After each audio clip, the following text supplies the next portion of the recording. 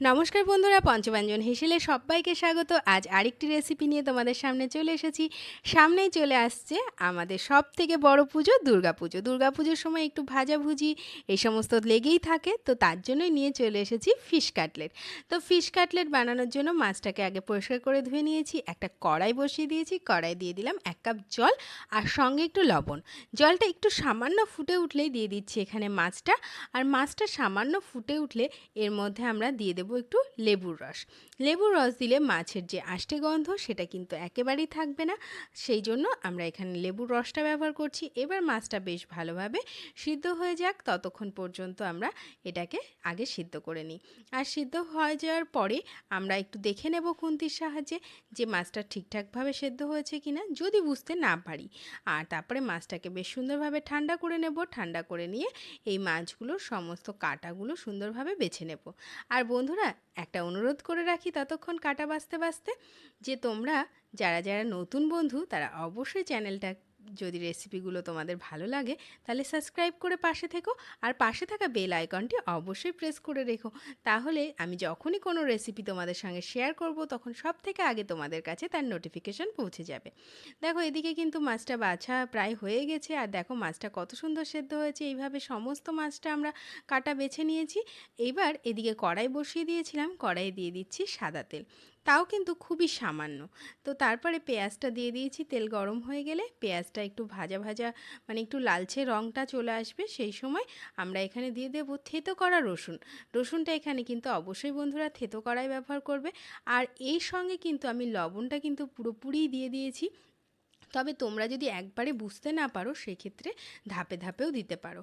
আর রসুনের যেই কাঁচা গন্ধটা বেরিয়ে যাবে তখন আমরা দিয়ে দিচ্ছি এখানে আদা এবং জিরে বাটা, দিয়ে আবারও একবার কষিয়ে নেব যতক্ষণ না আদার যে কাঁচা গন্ধ সেটা না যাচ্ছে ততক্ষণ পর্যন্ত। আর এই যে রসুন থেতো করার সময় যদি তোমরা লবণ ব্যবহার করো বন্ধুরা, তাহলে কিন্তু খুব সুন্দরভাবে রসুনটা মানে থেতো হয়ে যায়, একদম বাটার মতন হয়ে যায় বন্ধুরা। তো তারপরে এখানে মাছটা দিয়ে দিচ্ছি।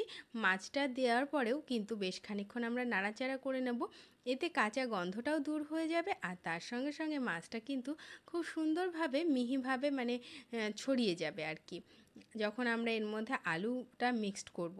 এবার চলো আলুটা সেদ্ধ করে নিয়েছিলাম সেটাকে ম্যাশ করে নিই।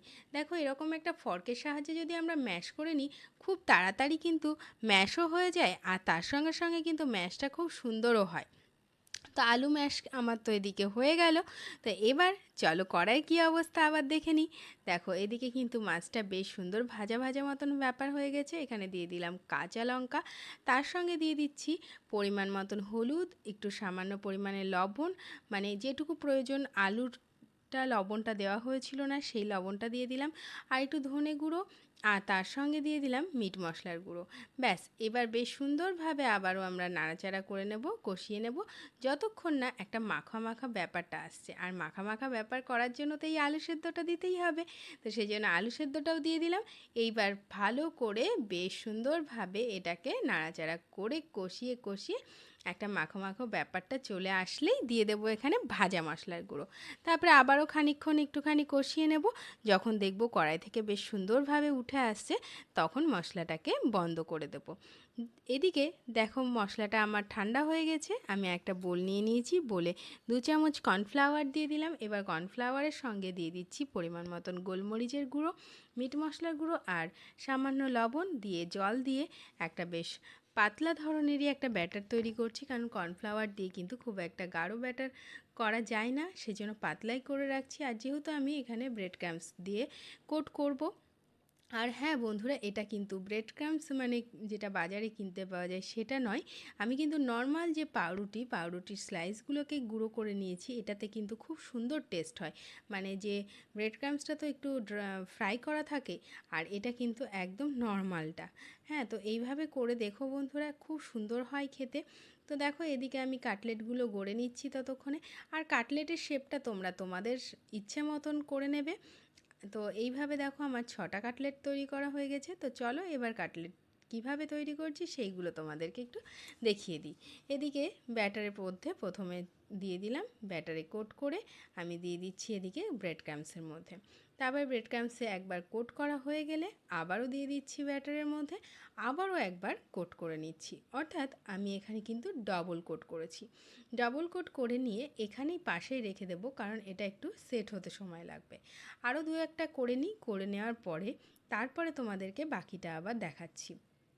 তো দেখো এই একইভাবে কিন্তু একটা কোট করেছি, আবারও একটা কোট করছি। ঠিক ডবল কোট করলে খেতে কিন্তু কাটলেটগুলো ভীষণ ভালো হয়। হ্যাঁ, তো এইভাবে আমি করে নিচ্ছি। নেওয়ার পরে এইখান থেকে পুরো সেট করে করে নিয়ে তারপরে আমি বাকিটা তোমাদেরকে যে তৈরি হয়ে গেলে বাকিটা আবার তোমাদেরকে দেখাবো। তো দেখো এখানে কিন্তু আমার 3টে মোটামুটি তৈরিই হয়ে গেছে। তো এবার এইগুলোর থেকে আমি তুলে নেব। আবার তুলে নিয়ে এইগুলোর নিচে যে ব্রেড ক্রাম্বসগুলো লেগে আছে বা সাইড থেকে যেগুলো ঝরে যাবে তেলের মধ্যে দিলেই, সেগুলোকে ঝাড়িয়ে নেব। আর এইভাবে হাত দিয়ে দিয়ে প্রেস করে করে এইভাবে সেট করে দেব। এতে না তেলের মধ্যে নোংরাটা খুব একটা হয় না, মানে তেলে যে পুড়ে যায় ব্রেড ক্রাম্বসগুলো সেগুলো হয় না।